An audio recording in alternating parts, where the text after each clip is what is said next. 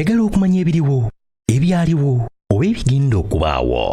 Program Tambula n'okumanya eggose. Tambula n'okumanya ku MRU TV ne Royal FM. Tambula n'okumanya. Tambula n'okumanya.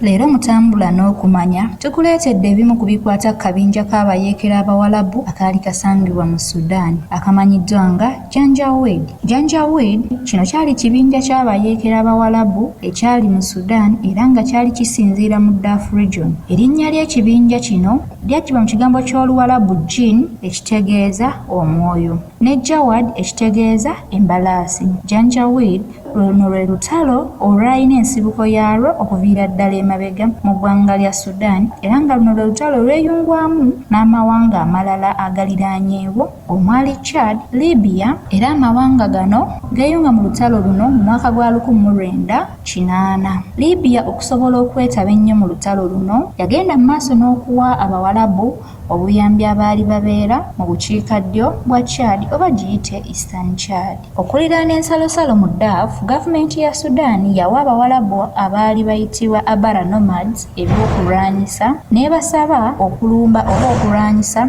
bannansi ba Chad abaali mu Sudan mu kaseera ako. Ebibinja bino ebibiri oluvannyuma byakola Janjaweed mu mwaka gwa 1987.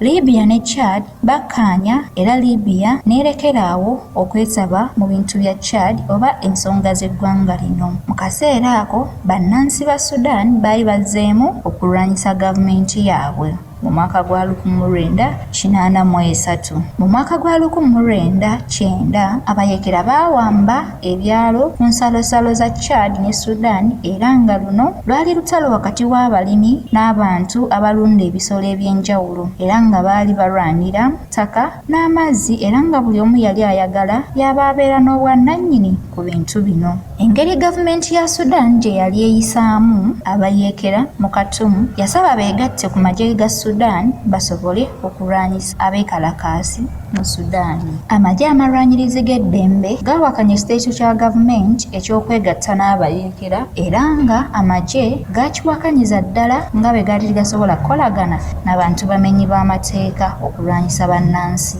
baabwe. Mu mwaka gwa 2022 ne 2023 ebibiina by'abannansi ba Sudan omwali abalimi batandika okuwakanya ebikolwa by'abawalabu abaali mu gavumenti yaabwe era batandika okwekalakaasa. Amagye g'eggwanga gatandika okusaanyaawo ebifo oba ebibuga ebyalimu bbomu ez'obulabe era nga baali balwanyisa gavumenti ereme kulumya bannansi baayo. Ebimu ku bibiina ebyali bitutumufu okwali ekyakimanyiddwa nga The Justice and Equality Movement oba kiyite JEM ne Sudan Liberation Army oba SLA byalangirira okuwamba Sudanese Airbase eyali esangibwa ku Al-Fashir mu mwezi gw'okuna omwaka 2023 era ne bagenda mu maaso n'okusaanyaawo ekifo kino ko n'okuŋŋaanya dazini z'abasibe. Okulumbibwa kwa Al-Fashir kye kimu ku byaviirako obuwanguzi bw'ekibiina kya SLA mu Khartoum era ne kiwangula abayeekera. Sudanese Military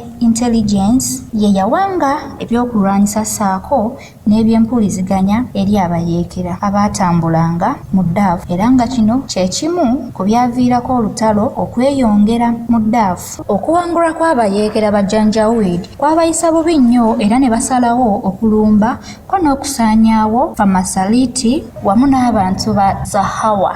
Janjaweed okulumba kwabwe bakutandika na kulumba Sudanese Air Force era nga baali bakozesa helikopita ezaali ziwanda amasasi okuva mu bbanga ko n'ebbomu era nga ekigendererwa kyabwe kyali kyakusaanyaawo ebifo by'abantu mwe baali babeera omwali n'amayumba. Mu kaseera mpaawo kaaga abayeekera baali bamaze okubuna mu katundu era ne bagenda mu maaso n'okutta abantu ko n'okusobya ku bakyala wamu n'okuwamba abaana abato. Abayeekera baayonoona ebintu by'abantu bye baakozesanga mu bulamu bwabwe obwa bulijjo ku kyalo era nga muno mwalimu okwokya amayumba g'abantu, okuteeka obutwa mu nzizi n'ebintu ebirala bingi eby'ettima. Wakati w'omwaka gwa 2023 3 ne 2028 enkumi n'enkumi z'abantu battibwa era abantu abasoba mu bukadde basengulwa era nga baali basuubirwa okuba abayeekera ba Janjaweed